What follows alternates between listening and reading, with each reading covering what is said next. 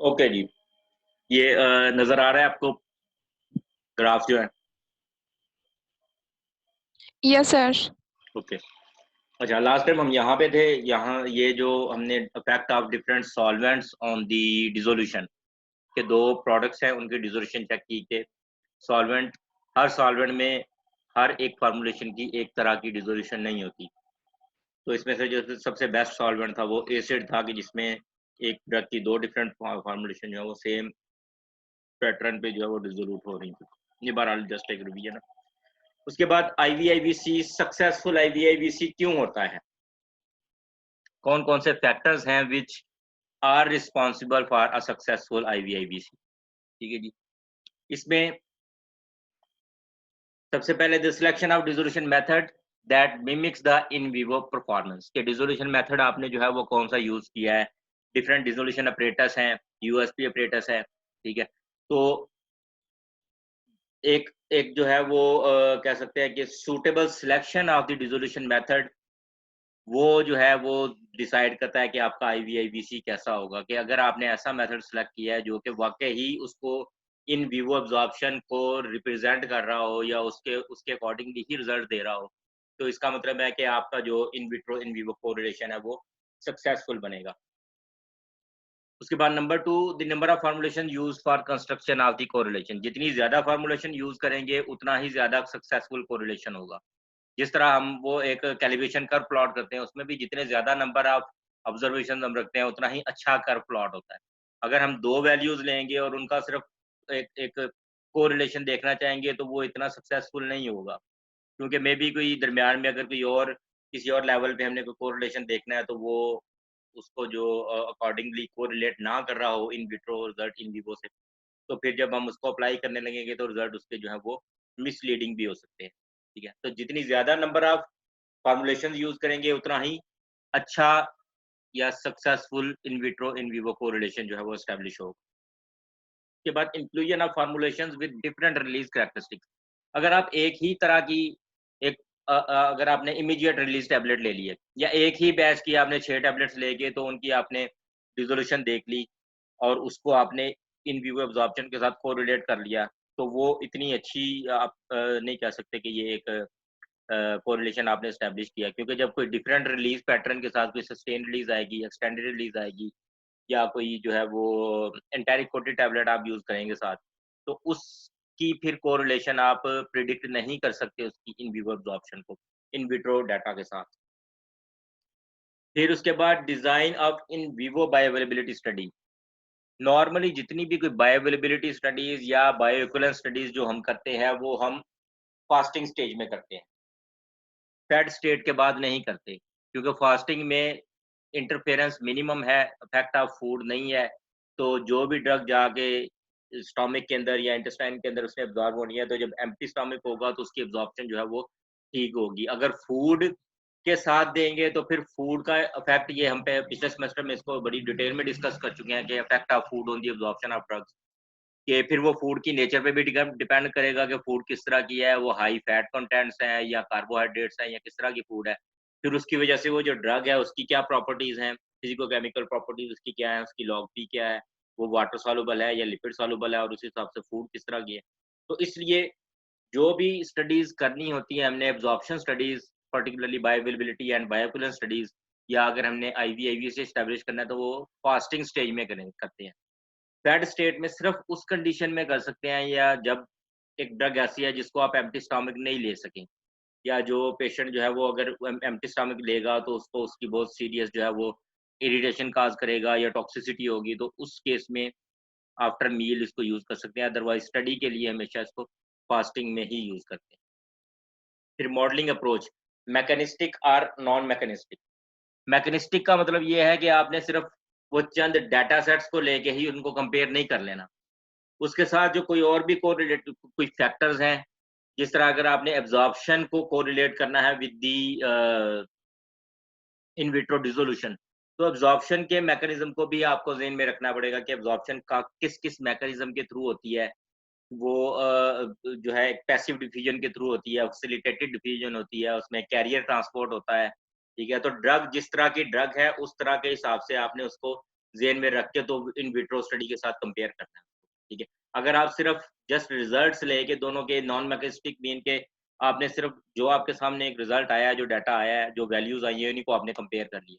Mechanistic में ये है कि आपने साथ इसके और भी फैक्टर्स जितने भी उसकी एब्जॉर्प्शन के अंदर अफेक्ट कर सकते हैं या उसकी डिसोल्यूशन पे अफेक्ट कर सकते हैं। डिसोल्यूशन में फॉर एग्जांपल उसकी जो जिस मीडिया में आप कर रहे हैं उसकी पीएच कैसी है, या उसके अंदर जो जो रेवोल्यूशन पर मिनट उसकी स्पीड कितनी है, ठीक है। हर जब सारी के सारे पॉइंट्स को या सारे के सारे फैक्टर्स को आप कंसीडर करके एक रिलेशनशिप एस्टेब्लिश करेंगे तो वो ज्यादा सक्सेसफुल होगा। अगर आप सिर्फ एक दफा आपने एक किसी एक पीएच पे रिजल्ट्स चेक कर लिए उसके डिसोल्यूशन के और उसको एब्जॉर्प्शन के साथ कोरिलेट कर लिया, अगली दफा अगर आपने पीएच उसकी चेंज कर ली है तो फिर उसको आप पहले वाले रिजल्ट के साथ कंपेयर नहीं कर सकते, क्योंकि पीएच चेंज होने की वजह से ड्रग की डिसोल्यूशन भी अफेक्ट करेगी। तो इसलिए ये जो पॉइंट्स हैं ये सारे सक्सेसफुल आईवीआईबीसी के। अब आ जाते हैं फेलियर ऑफ आईवीआईबीसी। ये पहले 5 पॉइंट्स क्लियर है आपको? कुछ सर क्वेश्चन? थर्ड पॉइंट जरा बताते हैं। Inclusion of formulations with different release characteristics. Sir ji. Different ji release sir. Characteristics का मतलब ये है कि अगर आप ज्यादा डिफरेंट तरह की टैबलेट्स यूज करेंगे तो वो ज्यादा अच्छा कोरिलेशन होगा, ठीक है।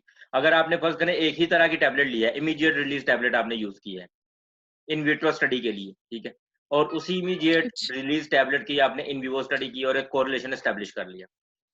जब उस ड्रग की आपने सस्टेन रिलीज बनानी है या उसकी एंटारिक कोटेड बनानी है या फिल्म कोटेड टैबलेट बनानी है तो उसका रिलीज पैटर्न डिफरेंट होगा, ठीक है ना। तो ओके आपने तो सर। सिर्फ एक ही रिलीज पैटर्न के साथ उसको एस्टेब्लिश किया हुआ है। जितने ज्यादा रिलीज पैटर्न वाली ड्रग्स होंगी, कैरेक्टरिस्टिक्स वाली आप फॉर्मुलेशन यूज करेंगे, उतना ही अच्छा कोरिलेशन है, क्योंकि बाद में उनमें से जिस भी रिलीज तरह की ड्रग आएगी उससे आप प्रिडिक्ट कर सकेंगे इन विवो एब्जॉर्प्शन को, ठीक है जी। Okay sir. सर जी सर ये ग्रुप में ना स्टूडेंट्स मैसेज कर रहे हैं कि वहाँ पे मीटिंग ज्वाइन नहीं हो रही, वहाँ पे आ रहा है कि होस्ट वेट की होस्ट आपको ऐड करे, तो काइंडली उसको चेक कीजिएगा कि कोई वो हाँ हाँ आपने हाँ हाँ लगाया हाँ, हुआ है, करेक्ट ऐड ये नहीं हो रहा आ वो। गए। अब वो कर रियाज था शायद, अक्सा, बच्चे वेट वो कर रहे कर हैं सर। अदनान। हाँ वो जी जी सर। ऐड कर लिया मैंने इन्हें, अभी आ जाते आ गए हैं मेरे सामने, ठीक। उस समय मेरा ध्यान इस तरफ आ गया था प्रेजेंटेशन में, तो उसकी फिर मैं वो वैसे तो मैं कर रहा था साथ साथ सब पर। अच्छा जी, अब फेलियर क्यों क्यों होता है? क्या क्या ख्याल है आपका कि क्या रीजन हो सकती है कि फेलियर, अगर आपने आईवीआईबीसी एस्टेब्लिश करना जा रहे हैं लेकिन वो हो नहीं रहा, यानी आपने एक दफा टेस्ट किए इन विट्रो, उनको इन विवो के साथ आपने कंपेयर किया, अगली दफा जब आप करने लगे हैं तो वो रिजल्ट उस तरह के आ ही नहीं रहे। सबसे पहले failing to meet the criteria of in vitro and in vivo experimentation.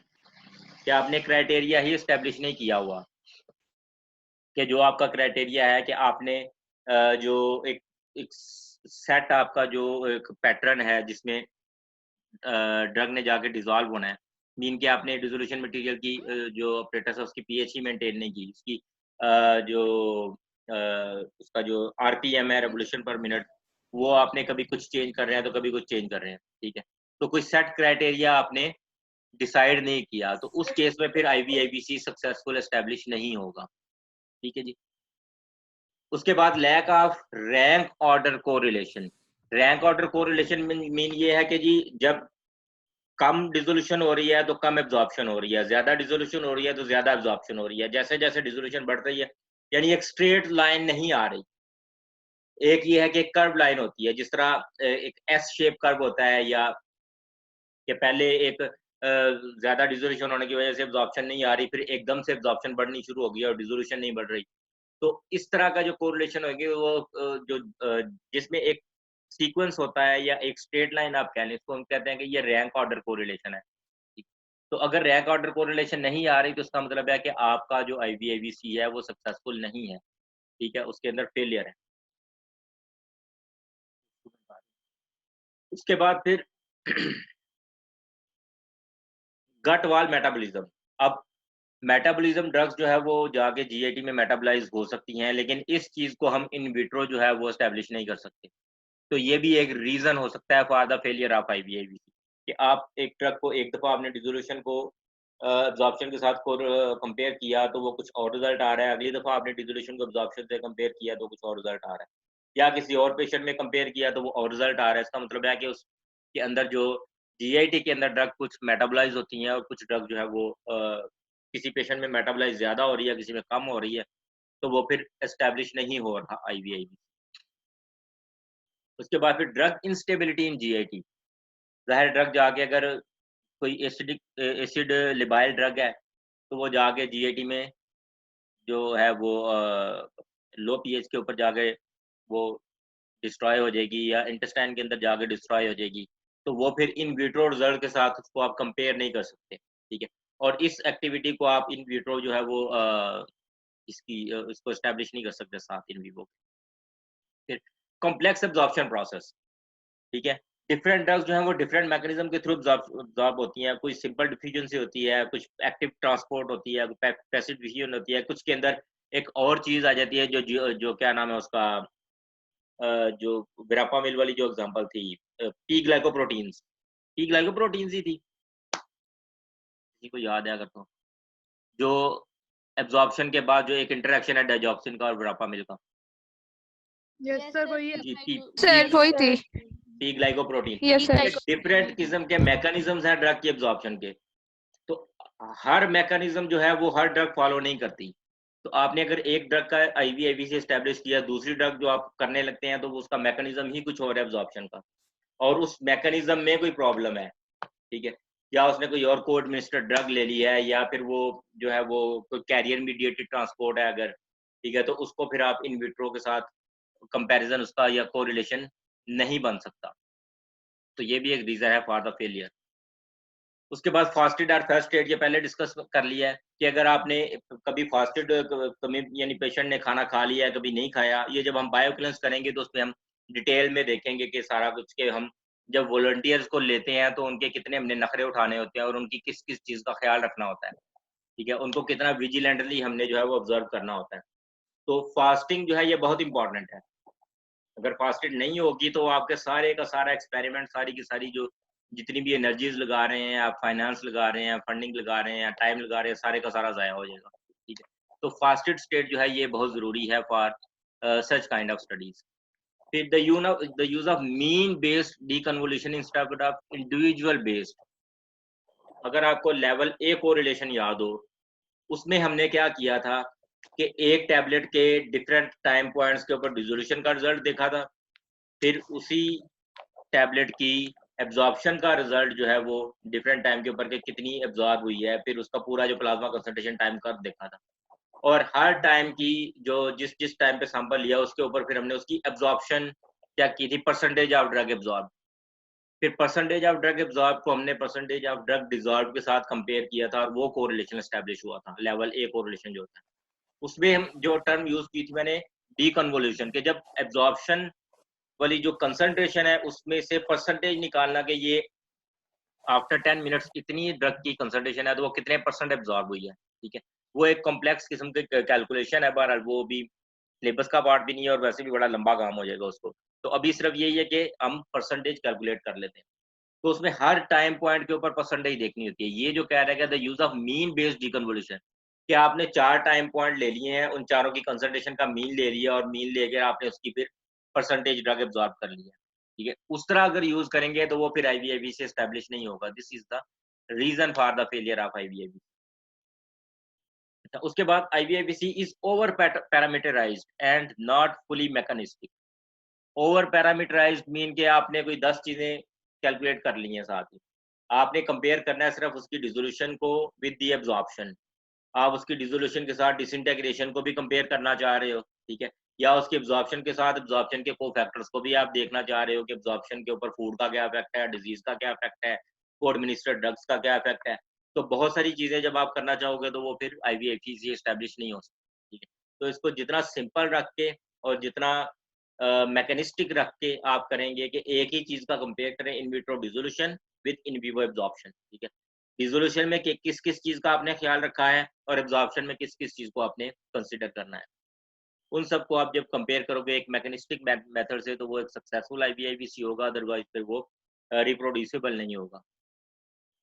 उसके बाद use of different scaling factors for the formulation. ये स्केलिंग फैक्टर क्या होता है कि आपने एक दफा डिसोल्यूशन को चेक किया उसकी कि कितने टाइम में कितने परसेंट एब्जॉर्ब हो रही है, ठीक है? उसको आपने उसकी फॉर एग्जांपल उसकी कंसंट्रेशन के साथ कंपेयर किया, एक दफ़ा आपने कंसंट्रेशन यूज़ की उसकी मिलीग्राम पर लीटर, अगली दफ़ा अगर आप उसकी माइक्रोग्राम पर लीटर यूज़ कर रहे हो, ठीक है, या मिलीग्राम पर ml यूज़ कर रहे हो, डिफरेंट आप ये स्केलिंग फैक्टर्स होते हैं ना, कि आप एक ही यूनिट यूज़ करें हर दफ़ा। ये नहीं कि एक दफ़ा आपने आईवीएफसी इसे एस्टैब्लिश किया है उसकी कंसंट्रेशन को देख के मिलीग्राम पर लीटर में, और अगली दफ़ा आप इन विट्रो को कंपेयर कर रहे हो विद द माइक्रोग्राम पर लीटर के हिसाब से, ठीक है?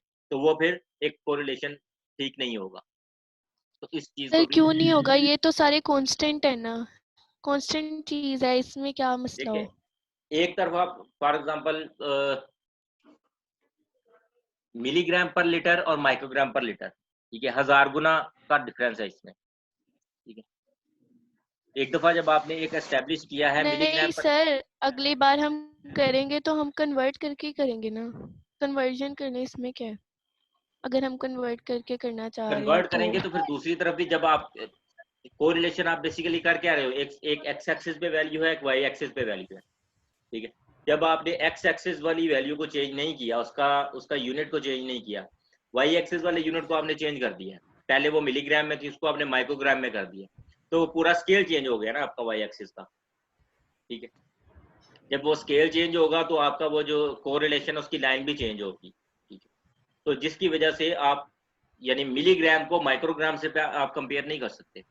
अगर तो ड्रग डिफरेंट है कोई, अब कुछ ड्रग्स ऐसी हैं जिनकी जो प्लाज्मा कंसंट्रेशन वो मिलीग्राम पर लीटर में होती है, कुछ ऐसी हैं जिनकी नैनोग्राम पर लीटर में हम चेक करते हैं, यानी ड्रग देते हैं और उसके बाद उसकी कंसंट्रेशन बहुत थोड़ी होती है प्लाज्मा में, और वही उसकी जो है वो इफेक्टिव कंसंट्रेशन होती है। तो जो पहले वाले आपने यूनिट यूज किया हुआ है फॉर द एस्टेब्लिशमेंट ऑफ आईवीएबीसी, उसी को आपने यूज करना है नेक्स्ट टाइम, अगली दफा उसके यानी कि स्केल को चेंज नहीं करना, ना वाई एक्सिस के स्केल को चेंज करना है, ना एक्स एक्सिस के स्केल को चेंज करना है, ठीक है।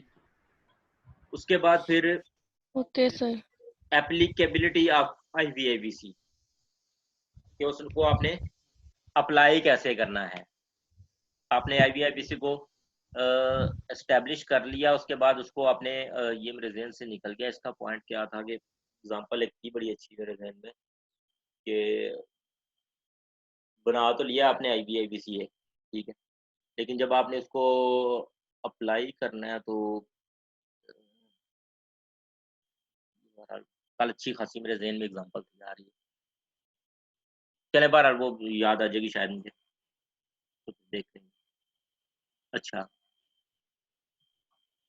उसके बाद एक और चीज़ जो पहले हमने की हुई है, अभी ज़रा दोबारा इसकी बाद में क्योंकि ज़रूरत पड़ेगी, बीसीएस क्लासिफिकेशन, ठीक है, ये आपको बड़ी अच्छी तरह बच्चे ऐड कर दें, क्या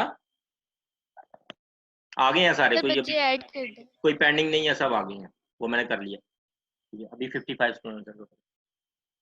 बीसीएस क्लासिफिकेशन 4 क्लासेस हैं, क्लास 1, क्लास 2, क्लास 3 और क्लास 4। क्लास 1 में हाईली सॉल्युबल और हाईली परमिएबल ड्रग्स हैं। मीन के क्लास 1 की जो ड्रग्स हैं उनको बायो अवेलेबिलिटी में किसी तरह की कोई प्रॉब्लम नहीं, ड्रग डिजॉल्व भी बड़ी जल्दी हो जाएगी और एब्जॉर्ब भी जल्दी हो जाएगी। क्लास 2 ड्रग्स की परमिबिलिटी हाई होती है और उनकी सॉल्युबिलिटी लो होती है। मीन के ये वाली वो ड्रग्स हैं कि जिनकी अगर हम इन विट्रो सॉल्युबिलिटी को रिलेट कर लें उसकी अब्जॉर्प्शन के साथ, तो हम इनका बड़ा अच्छा आईवीआईबीसी एस्टैब्लिश कर सकते हैं और वो एक सक्सेसफुल होगा, ठीक है। यानी इसमें जो रेट लिमिटिंग स्टेप है वो उस ड्रग की डिसोल्यूशन है, ठीक है, क्लास 2 के अंदर।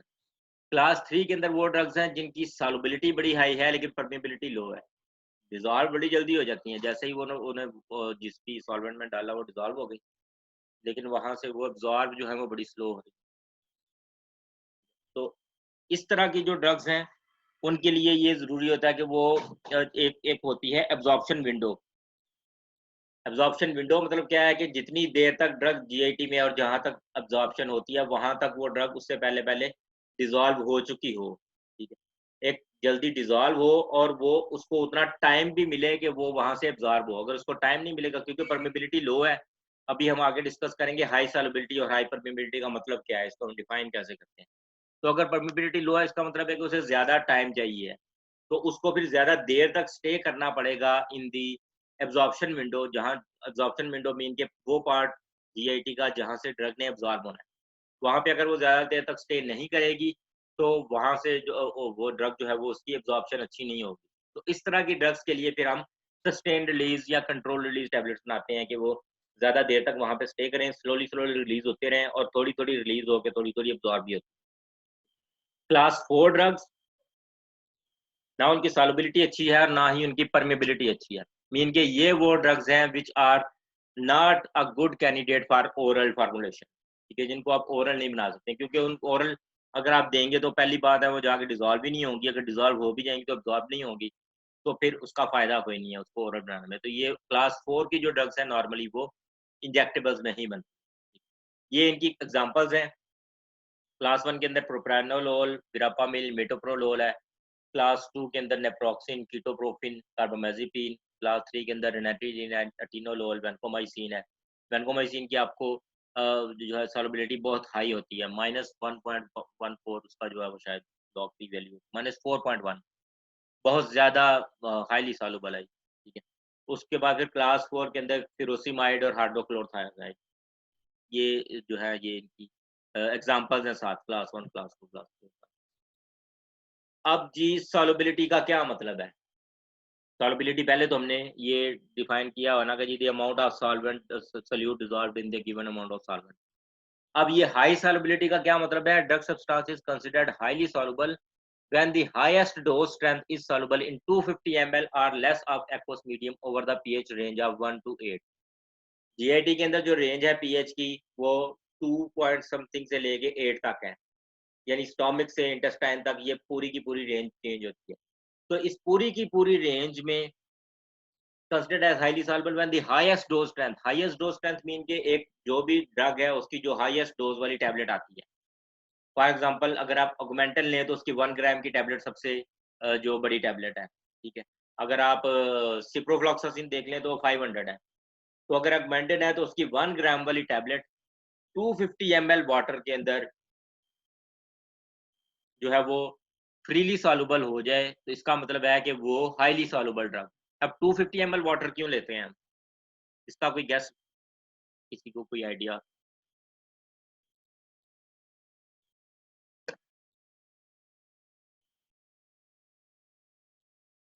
जी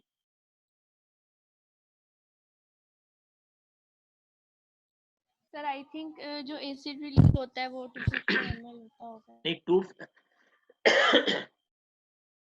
250 ml हम वाटर के साथ नॉर्मली टैबलेट देते हैं, ठीक है ना। जब हमने कोई मेडिसिन लेते हैं तो एक ग्लास पानी के साथ लेते हैं, तो एक ग्लास 250 ml होता है। और इसलिए जो हम बायोइक्विवेलेंस स्टडीज करते हैं वो जब बाद में डिस्कस करेंगे, उसमें भी जब हमने टैबलेट देनी है किसी वॉलंटियर को तो उसको 250 ml वाटर पूरा देना है और उसको ये इंस्ट्रक्शन होती है कि उसने पूरे का पूरा पानी जो है वो पीना भी है साथ, ठीक है। उस पूरे एक 250 ml वाटर के साथ लेना है। तो यानी हाईएस्ट डोज स्ट्रेंथ एक गिलास पानी के अंदर अगर इन सारी की सारी पीएच रेंज के ऊपर फ्रीली डिसॉल्व हो जाती है, इसका मतलब है कि वो वाले ड्रग जो है वो हाईली सॉल्युबल ड्रग, ठीक है जी। उसके बाद फिर परमिबिलिटी। परमिबिलिटी का क्या क्या मतलब है? To be classified as highly permeable, a tested drug should have an extent of absorption more than 90% in humans, ठीक। यानी 90% ड्रग जो है वो एब्जॉर्ब हो जाए अगर ह्यूमन के अंदर। अब ये हम कैसे फाइंड कर सकते हैं कि एब्जॉर्ब होगी ड्रग, 90% ड्रग एब्जॉर्ब हुई है या नहीं हुई? इसके लिए फिर डिफरेंट मेथड्स हैं एब्जॉर्प्शन चेक करने के।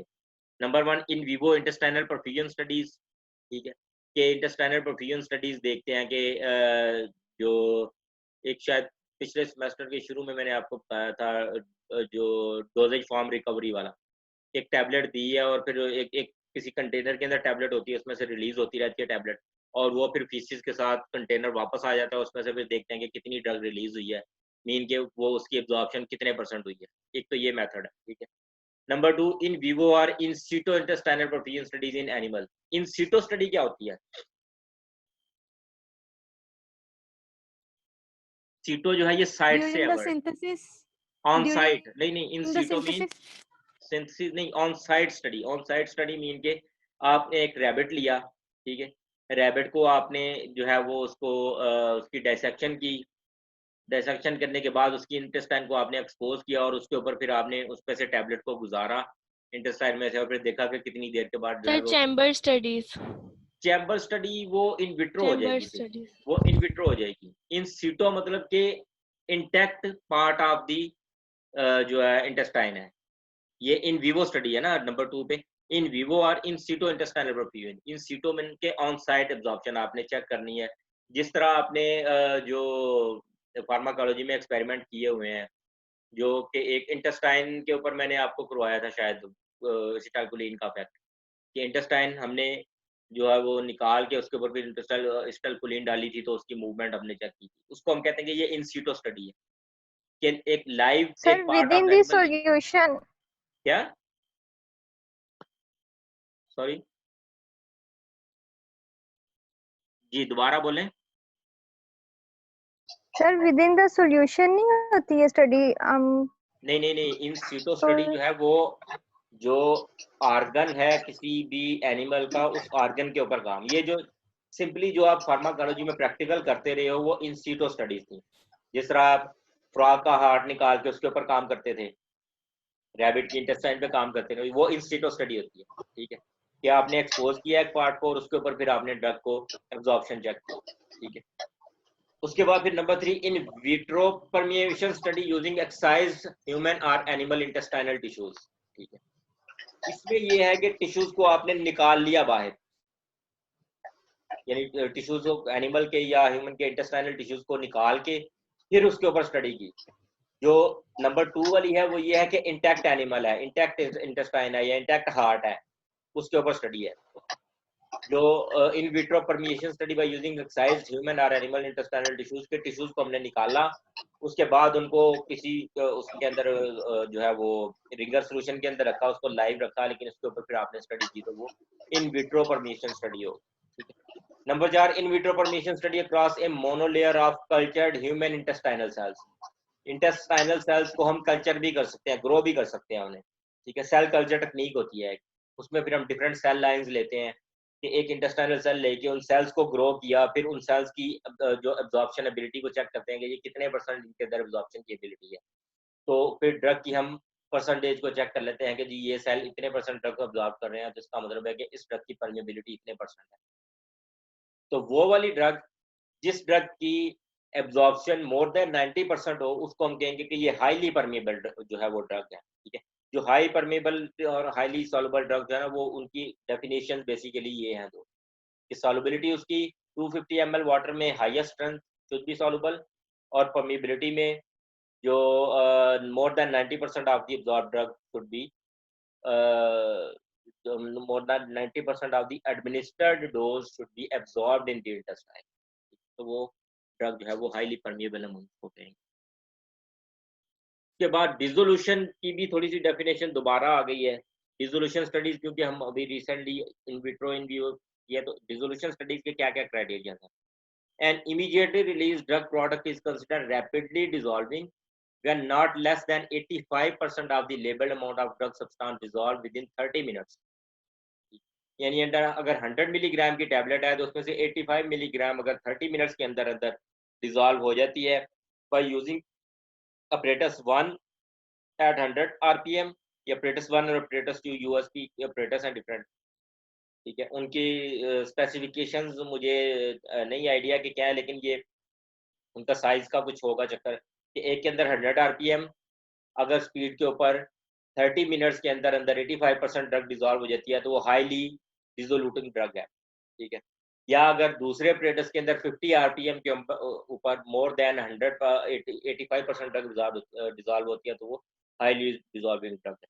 ठीक है, और इसके अलावा क्या कंडीशंस है? वॉल्यूम ऑफ 900 ml और लेस, कि 900 ml वॉल्यूम, अगर इससे ज्यादा वॉल्यूम किया है तो फिर उसमें डेफिनेटली फिर वो सूटेबल नहीं है। तो एक स्पेसिफिकेशन है एक डिसोल्यूशन स्टडी, 900 ml वॉल्यूम हो, 100 आरपीएम उसका जो है वो स्पीड हो उस ऑपरेटर्स की। ठीक है, और 85% से ज्यादा अगर 30 मिनट में डिसॉल्व होती है तो वो हाईली डिसॉल्व है। और फिर वो जो मीडिया है उसकी क्या कंडीशंस है, या तो यानी इन तीनों मीडिया के ऊपर, ये नहीं है कि इनमें से किसी एक के ऊपर वो डिसॉल्व होती है और दूसरे के ऊपर नहीं होती, तो फिर उसको हम हाईली डिसॉल्विंग नहीं कहेंगे। ठीक है, ये तीनों मीडिया कौन सा है? ये बेसिकली एसिडिक से लेके इंटेस्टाइन तक है। Acidic media such as 0.1 normal HCl or simulated gastric fluid without enzyme. Simulated gastric fluid mean के वही वाला फ्लूइड हम सिमुलेट करें डिसोल्यूटिंग अपरेटस के अंदर, जो कि नॉर्मली स्टोमिक के अंदर होता है। फिर एट pH 4.5 ये दोनों का इंटरमीडिएट आप कह लें इंटेस्टाइन और स्टोमिक का, and at pH 6.8 buffer are simulated intestinal fluid. Intestinal जो फ्लूइड है उसके जो है वो उसको सिमुलेट करके हम डिसोल्यूटिंग अपरेटस में, तो फिर उसके अंदर उसकी डिसोल्यूशन चेक करें, तो वो कहेंगे कि इन तीनों मीडिया के ऊपर 900 ml फ्लूइड हो, 30 मिनट से पहले 85% ड्रग अगर डिजॉल्व हो जाएगी तो उसको हम कहेंगे कि ये हाईली डिजॉल्विंग ड्रग। ठीक है, सॉल्युबिलिटी, परमेबिलिटी और डिसोल्यूशन पहले भी हमने किया है। ये specifically highly soluble, highly permeable और हाईली डिजॉल्विंग ड्रग्स के लिए हैं ये वाली स्पेसिफिक। ठीक है, जो कि सर हमने इन अभी विवो इन सीटो में क्या फर्क है? इन विवो वो है कि आपने मुझे एक टैबलेट दी, मेरी प्लाज्मा ड्रग कंसंट्रेशन चेक की, ये एक इन विवो आपने स्टडी की।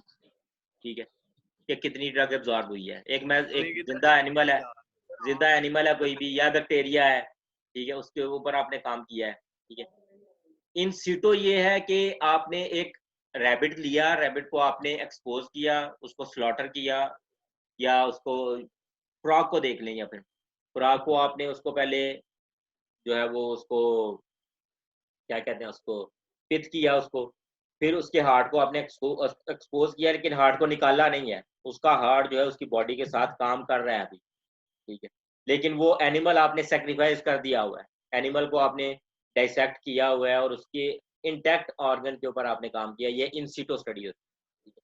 फिर जो तीसरी थी इसकी, तीसरी type in vitro permission study. In vitro ये है कि आपने हार्ट को निकाल के बाहर रख लिया है, हार्ट अब उसकी बॉडी के साथ नहीं है, अब आपने हार्ट के टिश्यूज लिए हैं, हार्ट के टिश्यूज के ऊपर आपने काम किया है, तो वो फिर इन विट्रो स्टडी हो।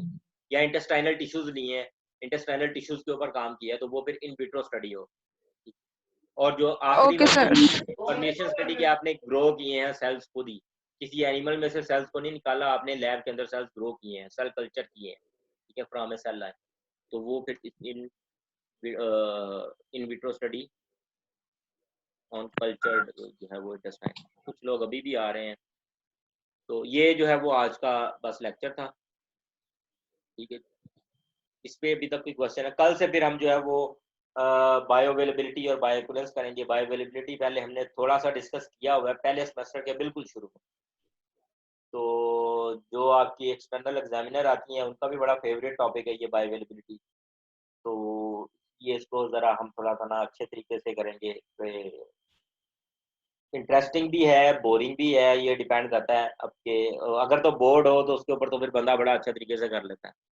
तो कोशिश करूंगा मैं कि इसके ऊपर ही सारी चीज़ें आ जाएं किसी तरीके से, तो डिस्कशन कर लेंगे थोड़ी सी इस पे, कुछ स्टैटिस्टिक्स भी आएंगी, कुछ कहानियाँ भी आएंगी, तो सारा कुछ इंशाल्लाह जो है ना वो देखते हैं। ठीक है जी, चलिए, बाकी कल फिर इंशाल्लाह लेक्चर होता है और ये फिर मैं अभी अपलोड कर दूंगा। ओके सर, गुड नाइट, अल्लाह हाफिज। ओके जी, अल्लाह हाफिज।